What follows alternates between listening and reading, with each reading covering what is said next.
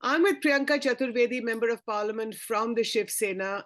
I'm Jyoti Malhotra, founder editor of Abbas South Asia. And today we're talking about the Lok Sabha ethics panel, which has recommended the expulsion of Mahua Moitra, a fellow MP of Priyanka Chaturvedi in the Lok Sabha. And while Nishikant Dubey, the BJP MP, has said that the CBI will launch an inquiry against Mahua Moitra. That hasn't happened yet. But Priyanka, first of all, welcome to Abbas South Asia.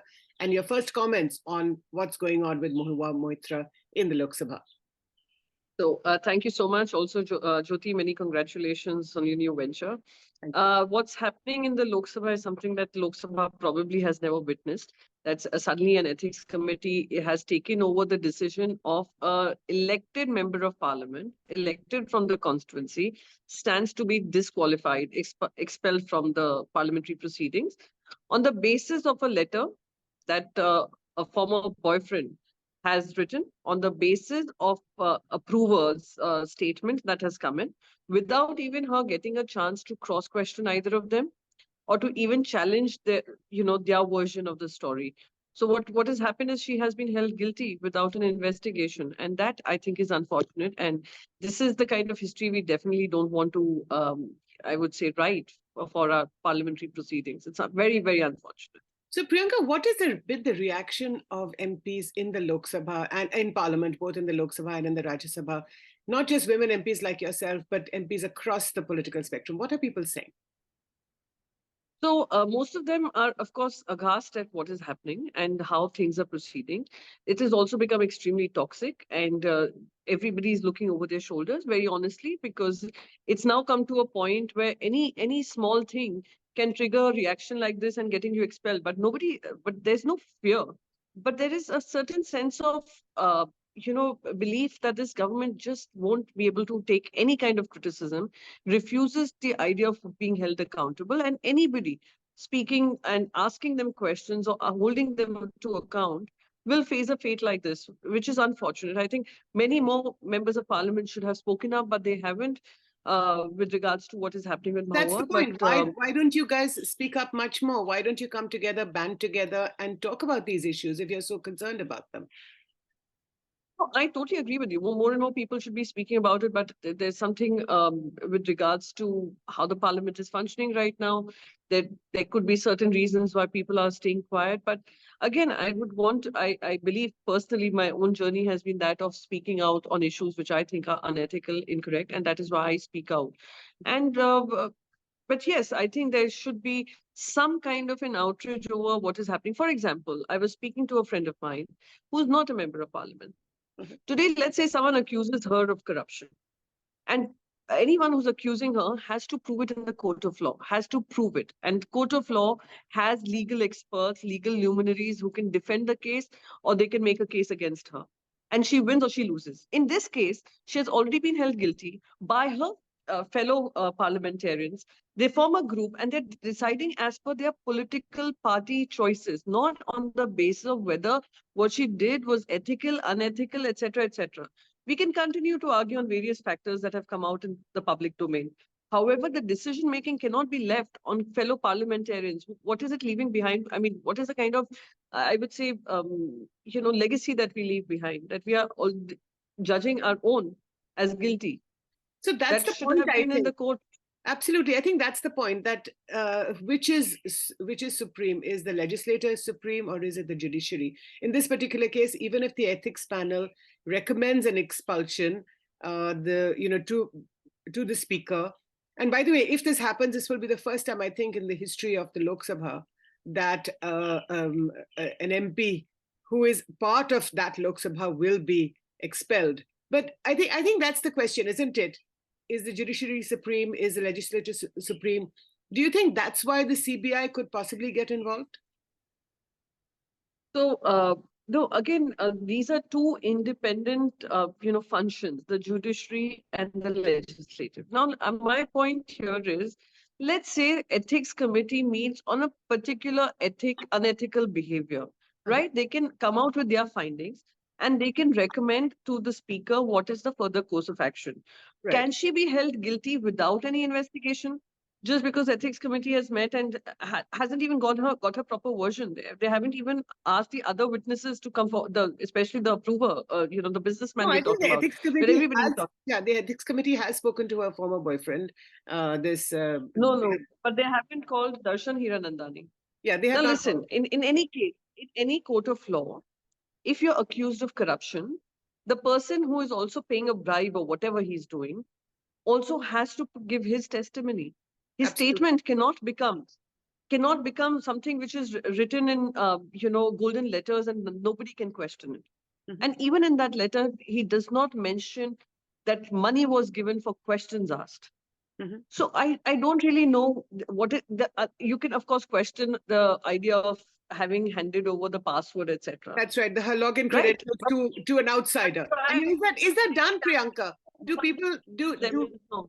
No, so the question is, do members of parliament, do you hand over your login credentials to third people, to third parties? Do you do that? No, what happened? Most of the questions that are vetted by me are fed by my parliamentary secretary. Now, who is my parliament secretary? Parliament secretary is somebody who is, we've I mean, the as a member of parliament, we are assigned one parliament secretary. He gets a salary from the parliament. So that is the person who feeds that information, as far as I'm concerned. And beyond that, there has been nobody. But in many cases, there are LAMP fellows who also fill in these, these questions that Right. are asked. And there's so many questions that we put in. Every session I read at least 60 to 70 odd questions that I put in, Uh-huh. and on issues that matter to my state, matter to my country. And out of those 70, assuming that they would all be taken up Mhm. in a ballot, so a ballot selection happens on which are Right. the questions which will come in the parliamentary, the question hour. Question hour can take maximum 15 to 20 questions. If Right. a minister chooses to give lengthy answers, we may just have 5 or 6 questions answered. Mhm. So I don't really know why would any industrialist, even if he wants information, would choose this route. So Right. again, there are lots of loopholes in the entire accusation, B, investigation, and C, the judgment that has come up, has been pronounced on her through various, the report also was out there in public domain before all the members of the committee approved that particular report. So Right. that is unfortunate. So Looks like a bit. do you feel that Mahua is being targeted by the BJP? 100%. Everybody who stands to ask questions of the government you can of course question her choices, question why she shared a particular ID, etc. Yeah. But to say that the extreme length that they have gone to form a committee and the ethics committee to come out with a judgment and to come out with a 500-page report shows she's being targeted. I would want to know, Ramesh Biduri on the floor of the house has said the most hateful words possible for a MP who's a Muslim. We Danish still Ali don't of know the what BSP. Yes. Danish Ali.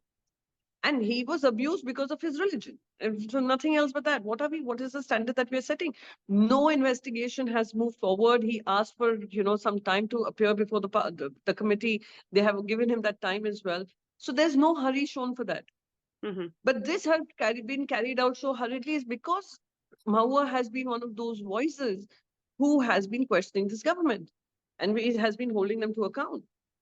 Now, like you said, there haven't been enough, and it seems in the public domain as well, there are not enough people like yourself who are standing beside her, beside Mahua Moitra. In fact, her own party, the Trinamool Congress, I think for the first time a day or so ago, that they have finally said, for the first time, they've said that there's nothing proven against her. So why is the recommendation to expel her even being spoken about? Now, what do you make of that? The fact that her own party is not really standing by her. No, I don't think her party is not standing by her. Her party is standing by her. She Okay. gets the kind of strength to take this battle head on is because there's a very clear support which has been given to her. And so I will not say that just having to speak to media is the only way to support their own member. They have been supporting her. She's been fighting this fight. We've had Abhishek Banerjee also come forward and say that this is a political targeting. This is a political conspiracy. He himself is facing it through enforcement directorate, etc. And that she is quite capable of fighting this out on her own. So Okay. they have expressed faith in her, support in her, and she is taking this battle head on. She's going to go down fighting. And when she comes back to the parliament, she's only going to get more ferocious when she comes after the 2024 general elections. So you do feel that she will be expelled? Uh, if the speaker goes through this decision that has been recommended through the committee, uh, she might stand to get expelled. But I can say one thing: anyone who's gone down fighting that route only comes back with a bigger support from the people of the constituency. So she's going to take this to the constituency. She is a Lok Sabha member of parliament. She has won this term, the 5-year term that she has got on the support and the belief of her constituency.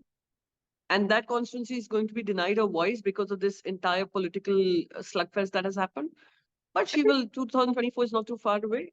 We're going to an election and she'll probably win and come. It does seem odd, isn't it? Whether somebody's in favor of Mahua Moitra or her personal, whatever her personal choices, we're not even going into that. But whether people agree with her politics or disagree with her politics, it does seem odd that this is the route that the BJP is taking, which is to really to target her or to usko zaleel karna ek tarike se in the public domain. No. Yeah, and again, that has not been heard of ever in the history of parliament. We've had the most vocal critics of the government, earlier governments too. Atal Bihari Vajpayee se le lo, Pandit Jawaharlal Nehru le lo, I.K. Gujral le lijiye, H.D. Devegowda le lijiye. So there has been a certain respect for even the opposition voices. When BJP had 2 seats in the Lok Sabha, even then they got all the respect that they deserved. And Mr. Vajpayee was a very vocal critic. He was very vocal in his criticism. So you cannot be A, personally targeting her, B, going after an opposition voice to silence them. And this has been the pattern. Didn't they also disqualify, again, unheard of that Rahul Gandhi was disqualified because of a 2-year term, conviction that he had got for a defamation case. Unheard of again. It's not a criminal act, but it was done. So they're silencing voices of the opposition, which I think is a little extreme and goes against the democratic principles that our country has enjoyed over the years. So now in this 10-member ethics panel, 6 of whom are from the ruling party, the ruling BJP, and coalition with the BJP. One of them, Praneeth Kaur, who's a suspended MP, formerly of the Congress party. Nobody knows whether she's still with the Congress or has gone to some other party. Her husband, of course, moved to the BJP, Captain Amrinder Singh. Do you think that this is happening because she's a woman MP? Do you think there is a gender bias here, Priyanka? No, I wouldn't look at it from gender lens. See, I'm a very vocal person about gender issues, but this is about an elected member of parliament. An elected member of parliament who is in the opposition, who happens to be raising her voice and has been asking some difficult questions of the government. You can have a problem with the way she delivers her speech, the way she talks, but you cannot not have her being silenced the way it has happened. So it's maybe not the gender. It has more to do with the issue she brings on the table and how it unsettles the government. So I think it is more about not on just this issue, but various other issues that she had been taking up, whether it was with regards to West Bengal, the Manrega funds, etc., the way she was thrown out of, the minister's chamber. That it just goes to show it comes out of a vindictive attitude to a person who is strident in her belief that this government is not really working for the people of the country. So last couple of questions, Priyanka. I do want to ask you about the Apple alerts. I know you've been asked about this before, but again, yourself and Mahua Moitra, 2 members of parliament amongst several others, mostly people from the opposition. We don't know actually whether some BJP MPs have also been targeted because that information is not in the public domain. Why do you think this is happening? And the fact that Apple actually alerted you guys, that was quite interesting, wasn't it? Yes, absolutely. Because I have been an Apple user for many, many years. Many have trolled me because I said for 20 years. So I used to, have these iPods that came in before an Apple phone. I was an Apple user for several years, and and ever since I started using a Apple iPhone, I've never got an alert like this. And the alert was very serious. It clearly said that this is state-sponsored hacking. State-sponsored means powerful people who have deep pockets, who have funding, who are ahead of the trend as far as tech is concerned. So when we got this alert, I thought I was the only one because I received it close to midnight. I tweeted it also that what is happening really. And I think Mahua in one of her interviews has said that people have tried to approach her to kind of bring a balance to how she attacks Mr. Adani, to kind of reach a compromise. Mm-hmm. And these are kind of, these are kind of hints that even we continue to get. You're speaking so much, you're speaking so out of turn, you're speaking, you're really attacking this government. Why don't you calm down? They might go after you. So there are those, threats that come our way many times that, why don't you go easy? Who sends these? Don't do this. Messages. So when Apple sent it, and in the morning when I saw that many of opposition MPs had got it, just goes to show that this is a very well designed attack at, again, trying to silence our voices. So you are hearing our phones, you want to hear who we are talking to, you want to see what messages we are sending, what is coming in our inbox, what is going in out of our outbox. I think it's extremely shameful. You can fight with us on various platforms, and if Mr. Modi is so popular, there's no reason for him to be so insecure of the opposition. If it's as clear as 2024 is a battle for him to win, which he continues to say, in my third term I'll do this, that, then why are you being so insecure? Why do you need to get into our phones? Again, we don't know what's happening to the investigation. An investigation was announced. None of us have been called. None of us have been told. And again, with regards to BJP, some of the MPs called me and said, hey, listen, even we got this alert. I said, then you must bring it out in the public domain to puncture whatever we have said, right? Why aren't you bringing it out? So those are few things that those are a few things that BJP MPs are telling you privately, but they will not talk about it publicly. Yes, they're not talking about it publicly. Why? And you're not the one who's got it. So many. Then please go. Nobody's stopping you from tweeting it out. Why don't they? Why don't they want to talk about it publicly? No. Because I'm very certain. I don't know. I won't be sitting and judging anybody, but maybe they are also under a watch. I told them maybe you should worry about you all being under a watch. That maybe your own party people don't trust you anymore.